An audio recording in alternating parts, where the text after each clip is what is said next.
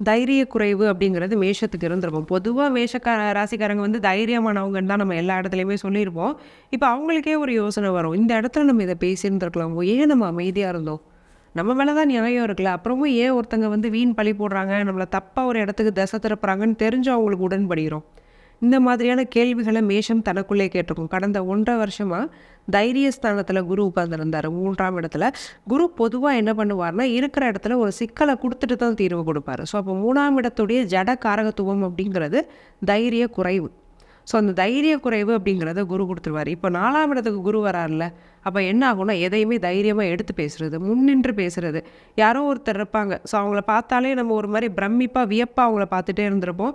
இவங்க ஏதாவது சொன்னா அது சரின்னு நமக்கு படல அப்படின்னாலுமே சரின்னு தலையாட்டியிருப்போம். அப்படிப்பட்ட நபர்கள்ட்ட கூட இல்லங்க இது தப்பு அப்படின்னு முகத்துக்கு நேரா ஸ்ட்ரைட்டா பேசக்கூடிய ஒரு தைரியம் அப்படிங்கிறது மேஷத்துக்கு வரும்.